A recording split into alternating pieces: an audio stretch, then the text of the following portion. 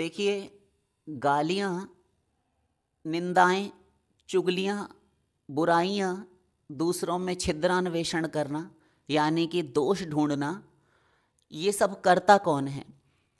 ये सब काम वही लोग करते हैं जिनके पास यही करने के लिए समय पर्याप्त है और वे जन्मे ही इसी आसुरिक संपत्ति के साथ में हैं कि वो सदा दूसरों में छिद्रान्वेषण ही करते रहें, दोष ही ढूंढते रहें कि ये ऐसा क्यों करती है, ये ऐसा क्यों करता है, ये ऐसी है, ये ऐसा है, ये ऐसा करता है, ये ऐसा करता है। बस यही करते रहेंगे और जब उनकी दृष्टि दूसरों के दोष देखने में, बुराइयां देखने में, सुनने में लगे हुए हैं कान और आंखें, तब फिर अपने अंदर वो नहीं देख पाते। इस प्रकार वे कब अपना सर्वनाश कर डालते हैं उनको पता भी नहीं चलता और चुपचाप ये बुराइयां देखने का जो दोष है ना, ये स्वयं में है, वे दूसरे में ढूंढ रहे हैं। आंखें तो स्वयं की ऐसी हैं किंतु दूसरों को देख रहे हैं, ऐसा उन्होंने चश्मा चढ़ा रखा है आंखों पर, तो वे तो करेंगे। किंतु ये जो बुराइयां, निंदाएं, चुगलियां जो है ना, इनसे आपको परेशान होने की, किसी भी सज्जन व्यक्ति को, किसी साधक भक्त को, एक वैष्णव को परेशान होने की आवश्यकता नहीं है कि आप इससे खिन्न हो जाएं, उदास हो जाएं, म्लान मुख हो जाएं। ऐसा नहीं करना चाहिए, क्योंकि ये लोग तो बैठे ही हैं आपको गिराने के लिए कि जैसा ये करे उसका कुछ उल्टा करो, ये जैसा चाहता है, ये जैसा बोलता है उसका उल्टा बोलो, जिससे इसको फील हो, इसको दुख हो। और यदि आपको दुख हुआ, ध्यान दीजिए, यदि आपको दुख हुआ, उसके किसी एक वाक्य से आपको क्रोध आया, तो फिर वह जीत गया, वह विजयी हुआ, दुष्ट व्यक्ति विजयी हुआ और आप भगवत चरण में प्रेम रखने वाले, ईश्वरीय मार्ग में चलने वाले, आध्यात्मिक मार्ग के पथिक होकर आपकी पराजय हो गई। तो फिर ये कहाँ चरितार्थ हुई कहावत जो लोक उक्ति है हमारे समाज में कि सत्य की सदा जीत होती है। हमारे वेद ने भी कहा छांदोग्य उपनिषद में, सत्यमेव जयते। ये जो सत्यमेव जयते कोर्ट कचहरियों में लिखा होता है ना, ये हमारे छांदोग्य उपनिषद का मंत्र है। सत्य की ही जीत होती है, विजय होती है। तो फिर आपने तो सत्य मार्ग पर चलते हुए भी उसे हरा दिया, क्योंकि आप हार गए। आप अपनी हार क्यों मानते हैं?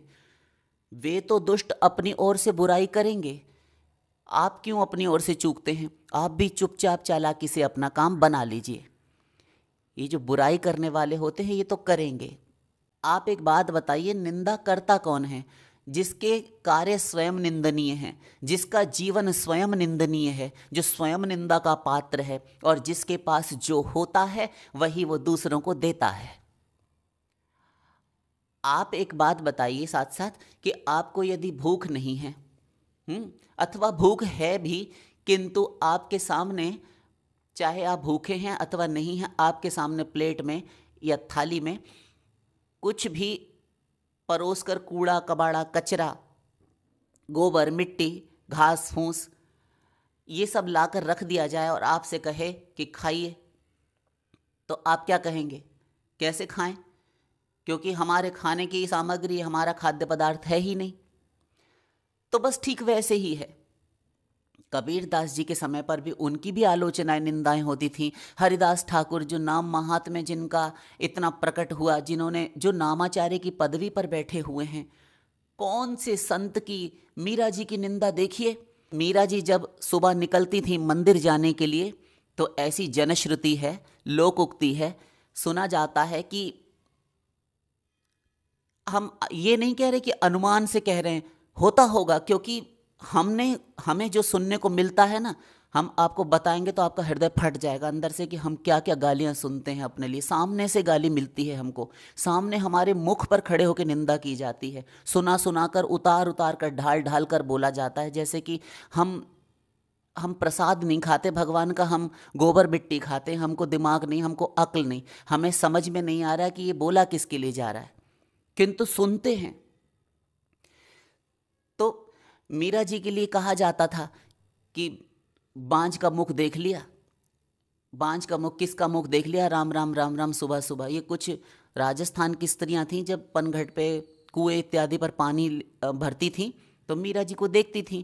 इधर उधर कहीं और स्त्रियां हैं, कोई घर के आगे ही बैठी हैं, तो मीरा जी को देखकर ऐसी टिप्पणियां करती थीं, गालियां बकती थीं कि अपने पति के साथ रहकर भी इसको संतान नहीं हुई, जैसे कि ये सब कुछ देख चुकी हैं कि संतान क्यों नहीं हो रही उनको। बताइए, ऐसी ऐसी बातें लोग करते हैं तो सबकी निंदा होती है।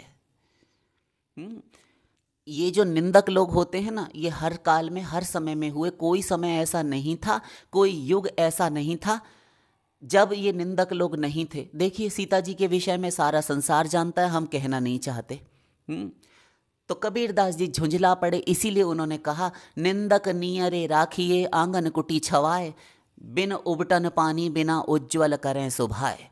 कि यदि कोई निंदा करने वाला आपके आसपास थोड़ा दूर पर रह रहा हो ना, तो उसे अपने घर के आंगन में ही एक कुटिया अथवा एक कमरा बनवा दीजिए और वहीं रख लीजिए। तो पूछें उनसे कि क्यों रख लें कबीर जी, वह तो हमें गाली देता है, हमारी निंदा करता है, बुराई किया करता है अहरनिश। तो कबीर जी नीचे की अर्धाली में दोहे में कहते हैं कि बिन साबुन पानी बिना उज्ज्वल करें सुभाए।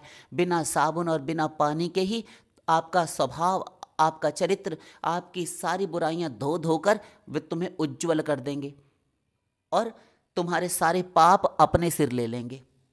तो करने दीजिए उन्हें बुराइयां। ये जो निंदक होते हैं ना, ये हमारे परम हितैषी हैं। ये परम हितैषी हैं, जितने भी निंदक हैं ये हमारे हितैषी होते हैं। ये हमें नंबर एक काम इनसे ये होता है कि हमें आगे बढ़ने के लिए एक मोटिवेशन मिलता है, हम प्रेरित होते हैं। यही वो लोग हैं जो हमको बार बार गिराने पर लगे रहते हैं। और एक दूसरी बात, जीत का आनंद, विजय का आनंद भी तभी आता है जब सारा संसार मिलकर बगावत करने पर उतारू हो और हमें हराने के प्रयत्न किए जा रहे हैं, और हम इनकी नाक के नीचे से अपना मार्ग तय करके, सफ़र तय करके, इनको जीत कर और विजय के उन्नत शिखर पर पहुंचकर दिखाएं और इनकी आंखें नीची हो जाएं। तभी इनकी राय भी एक समय बदल जाएगी भविष्य में, और ये चरणों में नतमस्तक हो जाते हैं। ये काम हमारे प्रहलाद, सूर, मीरा, तुलसीदास, नानक, तुकाराम, इन सब संतों ने किया। आप क्यों हारते हैं? आप भी उन संतों के साथ स्वयं को जोड़कर देखिए ना। आप जब निंदा होती है इन लोगों के द्वारा, तब आप इनके साथ अपने आप को जोड़ लेते हैं, इन्हीं का चिंतन करते हैं, आपका मन निरंतर गंदा बना रहता है। क्योंकि ये लोग निंदा के माध्यम से, इनके स्मरण के माध्यम से, राग द्वेष से आप इनका स्मरण करते हैं, और इन्हीं के स्मरण के कारण आपका अंतःकरण रूपी वस्त्र नित्य निरंतर गंदा अशुद्ध होता जाता है। जबकि आप भगवत चरणारविंद में प्रेम करने वाले, आध्यात्मिक मार्ग के, भक्ति मार्ग के, प्रेम मार्ग के पथिक हैं। आपको यहाँ ध्यान नहीं देना चाहिए, आपको अपने इष्ट आराध्य में, अपने लक्ष्य की प्राप्ति में मन लगाना चाहिए। तो ये जो निंदक लोग हैं ना, ये निंदा करेंगे, ये हमारा स्वभाव उज्ज्वल कर रहे हैं। ये हमें गिराने में लगे रहें और हम इन्हें ऊंचा चढ़कर दिखाएं। ये हमारे सारे पाप ले लेते हैं, नंबर 2, और हमें शुद्ध कर देते हैं। जितना भी अशुभ प्रारब्ध था ये इनके सर चला जाता है। भगवान निंदकों के नाम लिख देते हैं, हमारा प्रारब्ध समाप्त। वरना ना जाने क्या क्या सहना पड़ता, क्या क्या भोगना पड़ता। और तीसरी बात ये कि जो किसी गली मोहल्ले में, गांव में आपने देखा होगा ग्राम शूकर होते हैं। ग्राम शूकर यानी गांव के जो सुअर होते हैं ना, उनको कहा जाता है। तो एक तो वन्य शूकर होते हैं, जंगली, और एक होते हैं ग्राम शूकर। तो ग्राम में शूकर जो होते हैं वे क्या करते हैं, जिस समय पर शौचालय इत्यादि नहीं हुआ करते थे, और आज भी कहीं कहीं गांव में ऐसा है, तो लोग खेतों में ही जाकर शौच क्रिया करते थे। तो जब वे अपना निवृत्त होकर शौच क्रिया से घर चले आते थे, तो बहुत सारे शूकर एकत्रित होकर गांव में खेतों में घुस घुस कर वे सारा का सारा मल पाखाना खा जाया करते थे। और आज भी ऐसा ही है। और गली मोहल्लों में भी यदि शूकर एक गंदे प्राणी हो ना, तो गली मोहल्ले और गांव और खेत ये सब साफ और स्वच्छ बने रहते हैं। तो ऐसे ही ये जो लोग हैं ना, ये उन्हीं ग्राम शूकरों की तरह हैं, जो हमारी जो गंदगी, जो हमारे दोष हैं ना, वे खाते रहते हैं, धीरे धीरे भक्षण करते रहते हैं, और हम शुद्ध हो जाते हैं। आपको प्रसन्न होना चाहिए, तो ये तो करेंगे, करने दीजिए। आप तो बस आनंद मनाइए कि प्रभु इन निंदकों के माध्यम से हमारे सारे दोष परिष्कृत कर रहे हैं।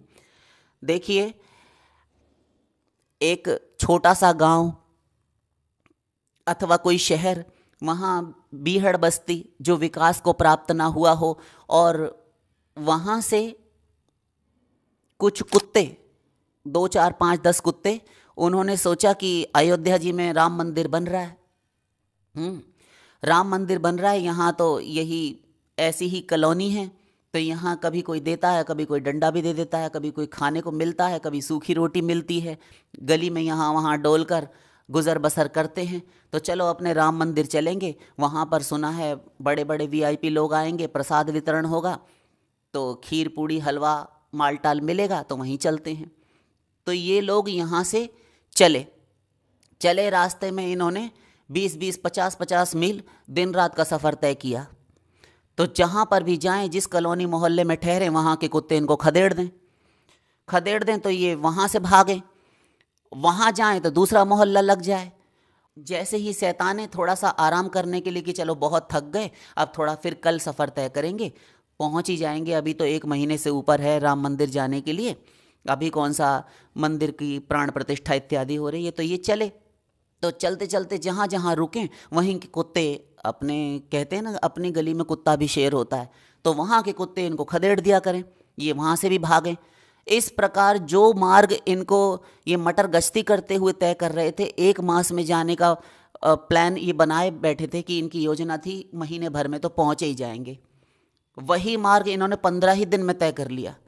तो ठीक उसी प्रकार से है कि जब भगवत भक्त संसार में थोड़ी आसक्ति करने लगते हैं कहीं पर भी, तो ऐसे दुष्ट कुत्तों का काम करते हैं और ये सब खदेड़े रखते हैं, चैन लेने ही नहीं देते। तो इस प्रकार जितने भी भक्त हैं अपना काम पूरा करके शीघ्र अपने प्रभु को, अपने लक्ष्य को प्राप्त कर लेते हैं। तो आशा करते हैं आप समझ गए होंगे, ऐसे आलोचना करने वाले, निंदा करने वाले, बुराइयां करने वालों से, और ये जो आप में छिद्रान्वेषण करते हैं, सदा आपके दोष ढूंढते रहते हैं ना, अच्छा है, दोष ढूंढता कौन है।